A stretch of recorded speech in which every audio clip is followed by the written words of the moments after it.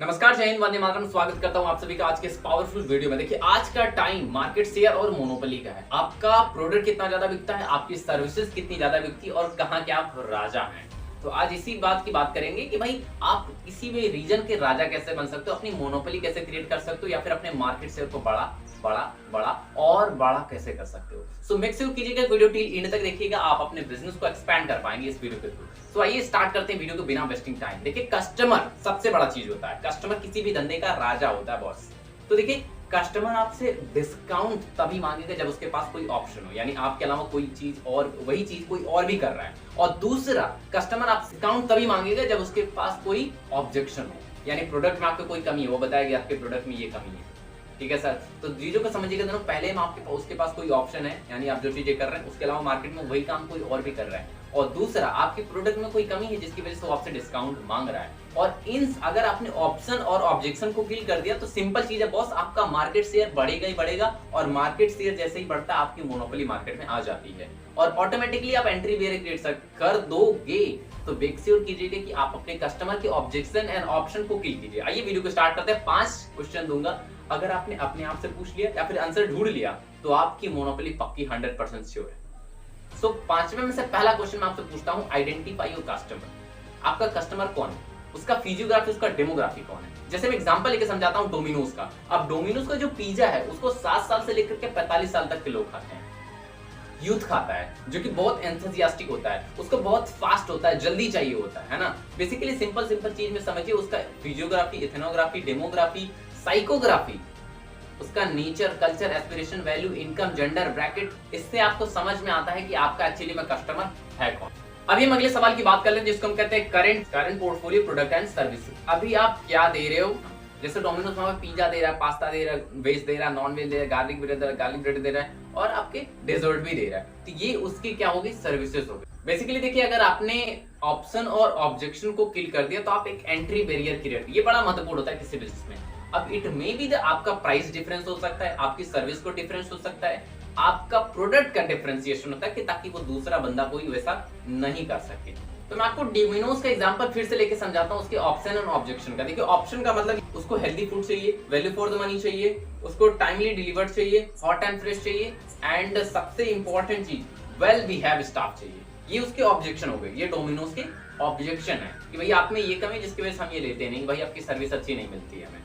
और ऑप्शन की मैं बात करूं तो ऑप्शन क्या है, जैसे पिज्जा हट, slice of 50, Papa John's, US pizza and other market में, जो रूरल मार्केट में पिज्जास हैं, ये हो गया उसका ऑप्शन एंड ऑब्जेक्शन। मुझे उम्मीद है कि आपको समझ में आ रहा होगा। अपने बिजनेस में आपके पास ऑप्शन क्या है, ऑब्जेक्शन क्या, आप ढूंढो खुद। आप एक कस्टमर बनकर के देखो मुझे तकलीफ कहां आ रही है, अपने तकलीफ को ही फाइंड आउट करना है और उसी को सॉल्व करने की ट्राई करना है। और एक और चीज मैं कहता हूं जिसको कहते हैं ongoing innovation. It not may be like that कि आप इनोवेशन का मतलब आप उसी जो बर्गर बना रहे हो, जो पिज्जा बना रहे हो, जो चाउमीन आप तैयार कर रहे हो, उसमें नई नई इनोवेशन लेके आओ। नहीं सर, आप हर चीज में इनोवेशन लेके आओ। अपनी सर्विस में लेके आओ, अपनी पैकेजिंग में लेके आओ, अपने कम्युनिकेशन में लेके आओ, अपने बिहेवियर में लेके आओ, अपने स्टाफ में लेके आओ, अपने क्लीनिंग में लेके आओ, अपने एनवायरनमेंट में लेके आओ। हर चीज में आप इनोवेशन ला सकते हो, लेकिन हाँ, कंटिन्यूअस इनोवेशन आपके उसमें होना चाहिए। एक और बड़ी अच्छी चीज होती है जिसको आप इंप्लीमेंट कर सकते हो एंट्री बैरियर क्रिएट करने के लिए या फिर कस्टमर के ऑप्शन ऑब्जेक्शन को किल करने के लिए, वो है सेंटीमेंट, कोई कारण।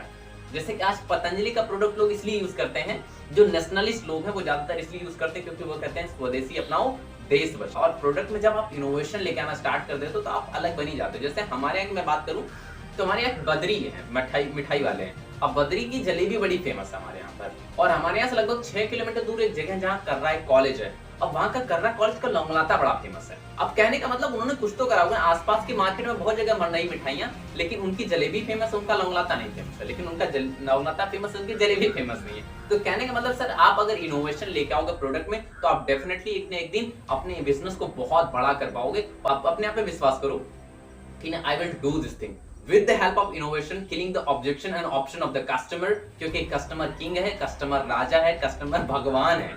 अगर आपने उसकी समस्याओं को समाधान कर दिया तो आपको गद्दी पर बिठा देगा।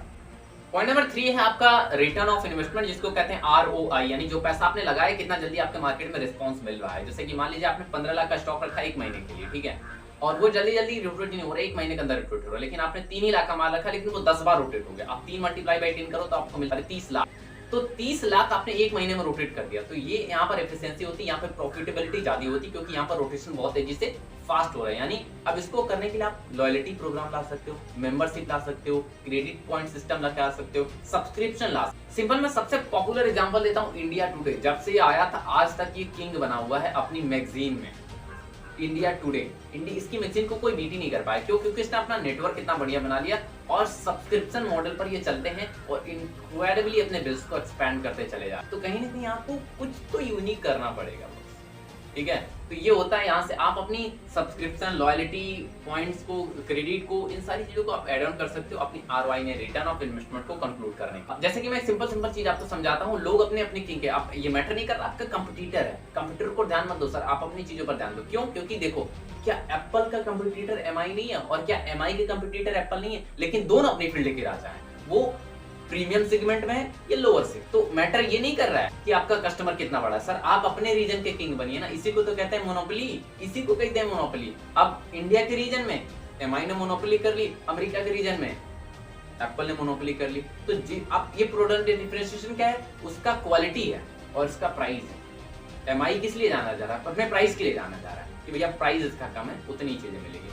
और एप्पल अपनी क्वालिटी के लिए जाना जा रहा है, तो आप किसी एक चीज के लिए जाना जाओगे, ठीक है। मुझे उम्मीद है कि समझ में आ रहा होगा। वीडियो को लाइक करके, चैनल को सब्सक्राइब करके बेल आइकन जरूर प्रेस कर दीजिएगा, क्योंकि ऐसे इनक्रेडिबल और इंपॉर्टेंट वीडियोस मैं हमेशा डालने का प्रयास करता हूं। तो मेरे कहने का मतलब ये है कि चाहे एमआई हो चाहे एप्पल हो, दोनों ने अपने ऑप्शन और ऑब्जेक्शन को किल कर दिया हुआ है, जिसके अपनी मार्केट के किंग बने, अपने किंग के राजा बने हो। इनका मार्केट सबसे बड़ा, इनकी मोनोपोली है मार्केट में, सीधी बात। बेसिकली तीन चीजें आपको कभी नहीं भूलनी चाहिए। सिंपल, अभी तक कुछ नहीं समझ आती, ये समझिएगा। Customer, product and positioning. Customer, product and positioning. आपका कस्टमर कौन है आपको पता होना चाहिए, आपका प्रोडक्ट क्या है और आपकी पोजीशनिंग कैसे होनी चाहिए। अगर एमआई का फोन जाके अमेरिका में बेचा जाए तो वो शायद वहां पे लोग नहीं खरीदेंगे। क्यों? क्योंकि उनके माइंडसेट उसके अकॉर्डिंग वाला है ही नहीं। और इंडिया में अगर एप्पल का फोन दिया जाए तो ज्यादा लोग यूज नहीं करेंगे। क्यों? क्योंकि उसके अकॉर्डिंग कस्टमर है ही नहीं। तो दिस इज द रीजन। आपका कस्टमर जिस हिसाब से रहेगा, आपको उसी हिसाब से अपने प्रोडक्ट में इनोवेशन करनी रहेगी, उसी के हिसाब से डिफरेंशिएशन करना होगा। अब it may be the difference are the price, quality, durability, process, operation, execution, whatever. Finally the last thing, जहां से आपको सबसे ज्यादा इंफॉर्मेशन मिलती है, ये सबसे महत्वपूर्ण पॉइंट मैं आपको बता रहा हूं, मार्केट रिस्पॉन्सिवनेस। देखिए, कस्टमर सिग्नल देता है, कस्टमर सिग्नल देता है और अच्छा ब्रांड उसका प्रोडक्ट बना देता है। उसको मालूम हो जाता है, अच्छा अगर मैं चीजें कर दूं शायद इंप्रूवमेंट आ जाएगी। जैसे मैं आपको बता दूं, गूगल, इससे पहले 18 सर्च इंजन रहे हैं, जैसे याहू, अमेज़न, अल्ता विस्टा, askgv.com, ये सारे सर्च इंजन ही रहे, लेकिन गूगल 18वां सर्च इंजन था, सबसे पहले आ गया। क्यों? क्योंकि इसने मार्केट को फटाफट से रिस्पॉन्स किया। आपके पास जो ऑब्जेक्शन आ रही है, आप उसको तुरंत किल करिए। आपके पास जो ऑप्शन आ रहा है, आप उसको तुरंत किल कर दीजिए। यही चीज होती है, यही चीज से आपका बिजनेस बनेगा बड़ा बिजनेस, और इसी से आपकी मोनोपोली क्रिएट होगी। मेक श्योर कीजिएगा वीडियो को लाइक, चैनल को सब्सक्राइब कर लीजिएगा, क्योंकि ऐसी मोनोपोली की वीडियो मुझे लगता है किसी ने आपको बताई होगी। Finally, thank you so much everyone. जय हिंद, वंदे मातरम, इंकलाब जिंदाबाद।